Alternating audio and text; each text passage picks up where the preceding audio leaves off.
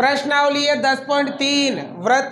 आज की क्लास में इसके सवाल करेंगे। देखो कल हमने प्रमेय बताई थी आपको, है ना, 10.3, 4 और 5, उन्हीं प्रमेय पर आधारित ये सवाल है। ध्यान से देखना, आपको सवाल आसानी से समझ में आएंगे। ठीक है, अब देखो ध्यान लगाओ। पहला सवाल है, वर्तों के कई जोड़े युग्म खींचिए, प्रत्येक जोड़े में कितने बिंदु उभयनिष्ठ है, उभयनिष्ठ बिंदुओं की अधिकतम संख्या क्या है। आपको इसने कहा है कि वर्तों के जोड़े बनाओ। जोड़े मतलब कितने, दो वर्त बनाने हैं और उनमें आपको यह बताना है कि उनमें उभयनिष्ठ बिंदुओं की संख्या कितनी है, और यह भी बताना है कि अधिकतम कितने उभयनिष्ठ बिंदु हो सकते हैं। ठीक है, तो देखो यहाँ पर मैं खींचता हूँ वर्त। देखो यहाँ पर आप वर्तों के जोड़े बनाने हैं अलग अलग। देखो मान लो मैंने पहला वर्त ये बनाया और दूसरा वर्त ये बनाया, बन गया वर्त का जोड़ा। दो वर्तों के जोड़ा बन गया। अब बताओ इन दोनों में क्या उभयनिष्ठ बिंदु है? ये दोनों एक दूसरे नहीं मिल रहे, यानी कि उभयनिष्ठ बिंदु कितना है? उभयनिष्ठ बिंदु आ गया आपके 0 आ गया। एक और बनाते, देखो एक बनाया मैंने ये वाला और एक बनाया मैंने इसके बिल्कुल नजदीक ये वाला। ठीक है, अब बन गए दो वर्त, जोड़ा बन गया। अब देखो ये दोनों यहाँ टच कर रहे हैं यहाँ पे, तो उभयनिष्ठ बिंदु कितना है? 1। ये हो जाएगा उभयनिष्ठ बिंदु, हो जाएगा कितना? 1 हो जाएगा। आगे समझ में। अब तीसरा देखो, एक और बढ़ाते हैं। एक वर्त बढ़ाया मैंने ये वाला और दूसरा वर्त बढ़ाया मैंने ये वाला, ये भी जोड़ा हो गया। अब देखो यहाँ पर एक उभयनिष्ठ ये रहा और एक उभयनिष्ठ बिंदु ये रहा, तो बताओ उभयनिष्ठ बिंदु कितने हैं? 2। उभयनिष्ठ बिंदु आ जाएंगे आपके 2। ठीक है, यहाँ तो बना उभयनिष्ठ बिंदु 0, यहाँ कितना? 1, यहाँ कितने? 2। अब देखो और वर्त बनाओ। आप देखो एक बन गया ये और दूसरा बन गया ये, बताओ उभयनिष्ठ बिंदु कितने? 2 ही है। कितने? 2। अब आप और जोड़े बनाओगे ना, तो कम से कम उभयनिष्ठ बिंदु कितने होंगे और अधिक से अधिक कितने होंगे? 2 ही होंगे। 2 से ज्यादा उभयनिष्ठ बिंदु जोड़े में नहीं होंगे। तो आप यहाँ लिख सकते हो उभयनिष्ठ बिंदुओं की अधिकतम संख्या। देखो प्रत्येक जोड़े में कितने उभयनिष्ठ बिंदु है ये हमने बता दिए। अब उभयनिष्ठ बिंदुओं की अधिकतम संख्या बताओ बेटा। उभयनिष्ठ बिंदुओं की अधिकतम संख्या, अधिकतम संख्या बताओ कितनी है? 2 हो जाएगी। कितनी हो जाएगी? मतलब जोड़े में 2 से ज्यादा उभयनिष्ठ बिंदु आपको देखने को नहीं मिलेंगे। आगे समझ में? तो बस यही बताना था। अब देखो सवाल नंबर 2। मान लीजिए आपको एक वर्त दिया है। आपको क्या दिया है? वर्त दिया है। एक रचना इसके केंद्र को ज्ञात करने के लिए कीजिए। आपको इस वर्त का केंद्र ज्ञात करना है और केंद्र ज्ञात करने के लिए आपको क्या करनी है? रचना। जैसे आपको दे दे एक चूड़ी है, चूड़ी की सहायता से एक वर्त बनाओ और उस वर्त का केंद्र ज्ञात करो। तो देखो यहां पर हम सीखेंगे वर्त का केंद्र ज्ञात करना। कल हमने एक प्रमेय पढ़ी थी। क्या प्रमेय पढ़ी थी?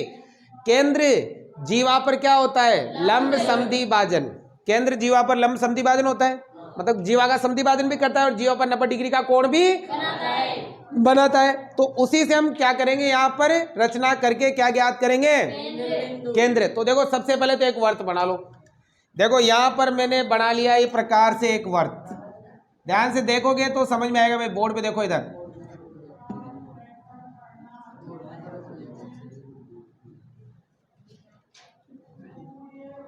देखो यहां से ये एक वर्त है भाई, है ना। अब यूं समझो कि आपको इस वृत्त का केंद्र पता नहीं है। इस वृत्त का केंद्र आपको पता नहीं है ना। अब इसका आपको केंद्र पता करना है। ठीक है, ये देखो ध्यान लगाओ, इसका केंद्र में क्या करना है? पता करना है। केंद्र पता करने के लिए मैं क्या करनी है? रचना। तो बेटा आपको केंद्र पता करने के लिए सबसे पहले आपको क्या करना पड़ेगा? इस वर्त में 2 जीवा खींचनी पड़ेगी। वर्त में कितनी जीवा? 2। देखो एक जीवा तो मैं यहाँ खींच लेता हूँ, ये वाली। ठीक है, और इस जीवा का नाम दे देता हूँ ए बी।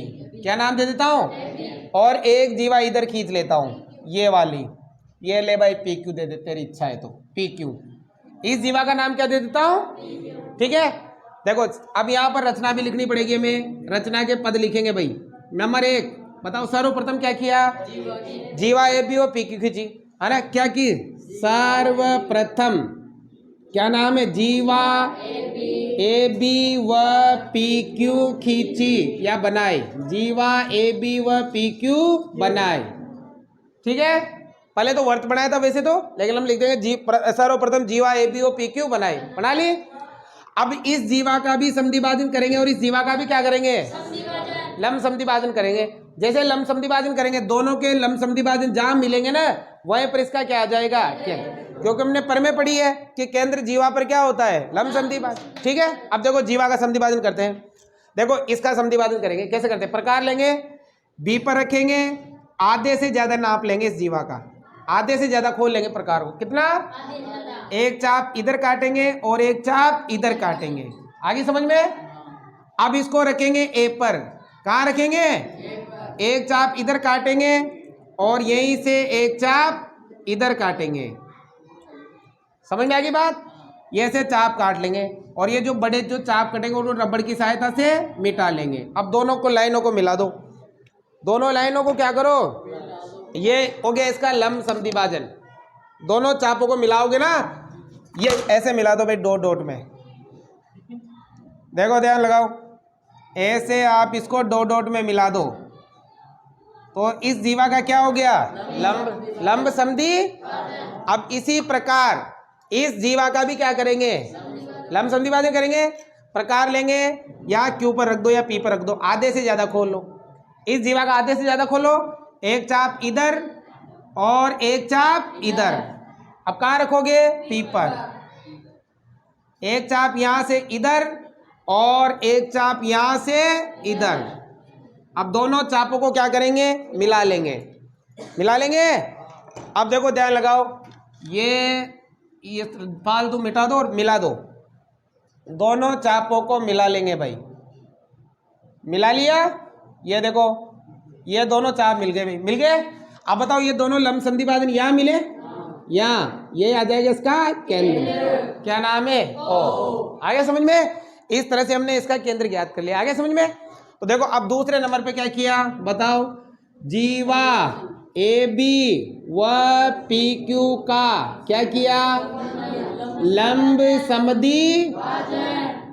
समद्विभाजन, परपेंडिकुलर बाइसेक्टर, लंब समद्विभाजन किया, क्या किया। और तीसरे नंबर पे दोनों के समद्विभाजन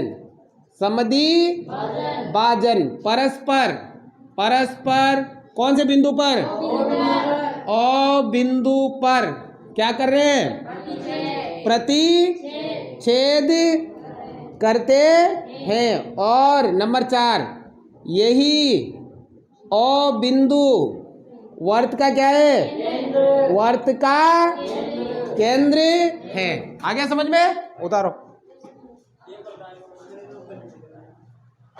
देखो ध्यान लगाओ, सवाल नंबर 3 ध्यान से समझना। यदि दो वृत्त परस्पर दो बिंदुओं पर प्रतिच्छेद करे, दो वृत्त हैं, दोनों दो बिंदुओं पर क्या कर रहे हैं, प्रतिच्छेद। जैसे सवाल नंबर 1 में बताया था मैंने, जिसमें दो बेनिष्ठ बिंदु थे, ऐसे दो वृत्त बनाओ। तो देखो मान लो एक वृत्त तो ये वाला और दूसरा वृत्त हो गया ये वाला, ये दोनों एक बिंदु यहाँ एक बिंदु यहाँ। मान लो इस बिंदु का नाम A है और इस बिंदु का नाम B है, दो बिंदुओं पर प्रतिच्छेद कर रहे हैं, ठीक है। आगे लिखा है, तो सिद्ध कीजिए कि उनके केंद्र उभयनिष्ठ जीवा के लंब समद्विभाजक पर स्थित है। मान लो ये तो है इस वर्त का केंद्र O और ये है इस वर्त का केंद्र O डैश, ठीक है। अब इन दोनों की उभयनिष्ठ जीवा बनाओ। देखो ये वाली जीवा, देखो ये जीवा है ना, इस वृत्त की भी क्या है, जीवा, और इस वर्त की भी क्या है, जीवा। अब ये दोनों के जो केंद्र है, इसका केंद्र और इसका केंद्र, दोनों को मिलाओ, ये हो गया केंद्र। अब ये केंद्र क्या करते हैं, ये जो जीवा है ना, जीवा, इसका लंब समद्विभाजन करते हैं। लंब समद्विभाजन का मतलब यहाँ पर बनाते हैं 90 डिग्री का, साथ ही इसको दो बराबर भागों में मान लो यहाँ पॉइंट कौन सा है, C, ठीक है। अब देखो ध्यान लगाओ, इधर सबसे पहले तो लिखो सवाल में दिया है, बताओ क्या दिया है, O तथा केंद्र, है ना, ओ केंद्र क्या नाम है, O तथा O डैश, है ना, वाले वर्तों की उभयनिष्ठ जीवा, वर्तों की उभयनिष्ठ जीवा क्या नाम है, AB है। ये दोनों की उभयनिष्ठ जीवा क्या है, AB है, उभयनिष्ठ जीवा AB है। अब हमें करना है सिद्ध कि इन दोनों वर्तों के जो केंद्र है ना वो इस जीवा के लंब समद्विभाजक पर स्थित है। इसके जो ये केंद्र है जीवा की किस पर स्थित है? लंब। मतलब ये वाला कोण कितने डिग्री का लाना है, और साथ ही ये AC किसके बराबर लानी है? हमें सिद्ध करना है कि AC किसके बराबर है? BC। ये AC BC बराबर है। साथ ही ये AB O डैश पर क्या है? लंब है। AB लंब है O डैश पर। ये सिद्ध करना है भाई, ठीक है। अब देखो उत्पत्ति में ध्यान लगाओ, बिल्कुल आसान क्वेश्चन है, ध्यान से समझोगे तो आसानी समझ में आएगा। सबसे पहले क्या करो भाई, ये जो O बिंदु है ना इसको A से मिलाओ और O को B से मिलाओ। A को किसे मिलाओ? O डैश से। B को किसे मिलाओ? O dash. क्यों मिलाया? क्योंकि वर्त की क्या है? और त्रिज्या मिला सकते हैं। ये भी वर्त की त्रिज्या और ये भी वर्त की त्रिज्या। आप चाहो तो रचना में लिख सकते हो या लिखने की जरूरत नहीं है, वर्त की त्रिज्या है। अब देखो बेटा, इसको और इसको बराबर करना है और साथ ही यहाँ लाना है 90 डिग्री का। अगर हम ये वाला त्रिभुज और ये वाला त्रिभुज AOC और BOC इन दोनों त्रिभुजों को क्या कर दे? तो ये दोनों भाग बराबर हो जाएंगे और ये दोनों कोण भी क्या हो जाएंगे? बराबर। और दोनों कोणों का योग कितना होगा? 180। और 180 बराबर है तो ये भी 90 का हो जाएगा, ये भी कितने का हो जाएगा? लेकिन कब होगा? जब ये दोनों त्रिभुज क्या हो? सर्वांग सम।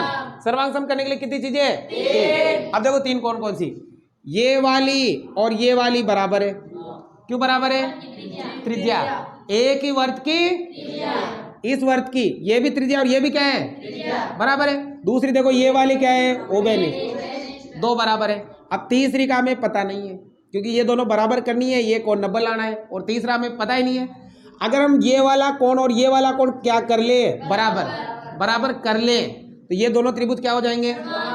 अब इस कोण को और इस कोण को बराबर करना है तो इन दोनों कोणों को बराबर करने के लिए पहले AO डैश और BO डैश इन दोनों त्रिभुजों को क्या करना पड़ेगा? सर्वांग सम। क्यों करना पड़ेगा? क्योंकि ये वाला कोण और ये वाला कोण बराबर करना है इन दोनों त्रिभुजों को सर्वांग सम करने के लिए। पहले लेंगे AO डैश। कौन सा? त्रिभुज AO डैश वह त्रिभुज BO डैश से दोनों त्रिभुजों को क्या करना है? सर्वांग सम। कितनी चीजें बराबर? देखो AO डैश इस त्रिभुज की AO भुजा और BO डैश की कौन सी भुजा? बराबर है। बताओ ये और ये क्यों बराबर है? एक ही वर्त की त्रिज्या। AO किसके बराबर है? BO के। AO बराबर किसके है? कारण हो जाएगा एक ही वर्त की त्रिज्या, और एक ही वर्त की त्रिज्या क्या होती है? बराबर। आ गया। अब दूसरा देखो, इस त्रिभुज की कौन सी भुजा? AO डैश और इसकी BO डैश। ये भी क्या है? एक ही वर्त की है त्रिज्या। तो बताओ क्या हो जाएगा? AO डैश बराबर है BO डैश। क्यों बराबर है? एक ही वर्त की त्रिज्या। एक ही वर्त की त्रिज्या क्या होती है? बराबर। दो चीजें बराबर हो गई। अब तीसरी देखो, ये O डैश क्या है? ये दोनों में उभयनिष्ठ है। इस त्रिभुज में भी आई हुई है और इस त्रिभुज में भी आई हुई है। तो बताओ O डैश किसके बराबर है? O। क्यों बराबर है? हो गई तीन चीजें बराबर। जिन दो त्रिभुजों की तीन चीजें बराबर हो दोनों त्रिभुज कैसे होते हैं? अब नियम कौन सा?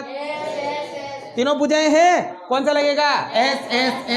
S नियम द्वारा कह सकते हैं त्रिभुज AO डैश सर्वांग सम हो जाएगा त्रिभुज BO डैश के। अगर सर्वांग सम है तो इनके सभी संगत भाग क्या होंगे? इसका मतलब इस त्रिभुज का ये वाला कोण 1 नंबर और इस त्रिभुज का ये वाला कोण 2 नंबर बराबर होगा। बताओ कोण नंबर 1 किसके बराबर होगा? क्यों बराबर होगा? By CP corresponding part of congruent triangle. हो गया बराबर। अब लेंगे ये वाला त्रिभुज और ये वाला त्रिभुज। ये दोनों तो हमें सर्वांग सम क्यों करने पड़े? क्योंकि इन दोनों को सर्वांग सम करने के लिए तीन चीजें बराबर करनी थी, लेकिन दो ही बराबर हो रही थी। तीसरी चीज बराबर करने के लिए इस त्रिभुज और इस त्रिभुज को क्या किया? अब लो ये वाला क्या नाम है? AOC और BOC। त्रिभुज कौन सा? AOC। वह त्रिभुज कौन सा? BOC। आप चाहो तो इधर वाले भी ले सकते हो। कौन सा? AO डैश C और BO डैश C, ये दोनों। लेकिन इन दोनों के लिए ये दोनों कोण क्या करने पड़ेंगे? बराबर। और बराबर है क्योंकि ये त्रिभुज और ये त्रिभुज क्या है? सर्वांग। भले कर दिया हमने, इधर वाला सो भी कर सकते हो आप, ठीक है। अब देखो ध्यान लगाओ, कितनी चीजें बराबर, 3।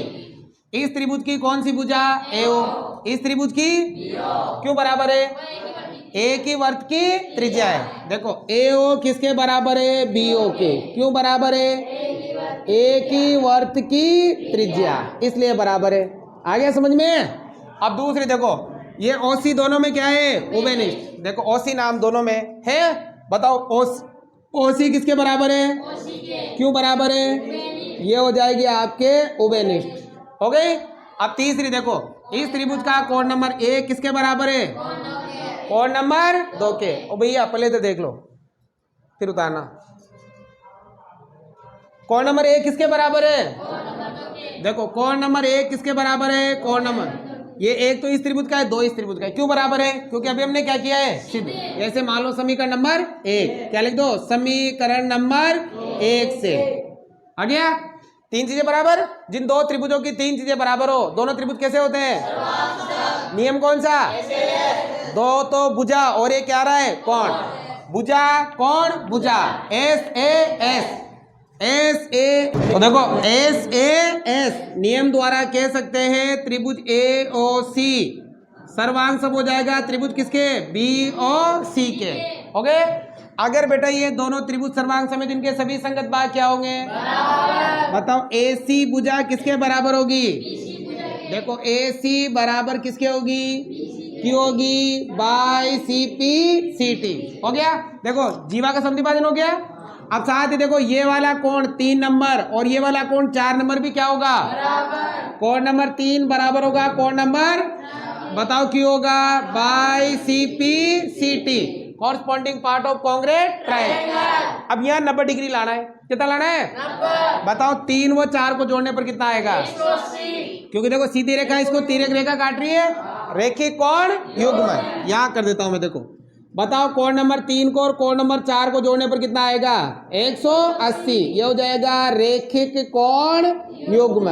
अब देखो 3 और 4 क्या है, बराबर, दोनों की जगह एक ही नाम लिखो, क्या लिखो, कोण नंबर 3 प्लस 4 की जगह भी क्या लिखो, 3 बराबर 100, 1 3 और 1 3, 2 कोण 3 बराबर 100, 2 गुणा है तो बताओ 180/2, 2 का भाग, कोण नंबर 3 कितना आ गया भाई, अगर 3 90 है तो 4 भी कितना होगा, और यहाँ 90 डिग्री कोण है, इसका मतलब AB किस पर लंब है, O डैश पर। अतः हम कह सकते हैं AB लंब है किस पर, O डैश पर। आगे समझ में।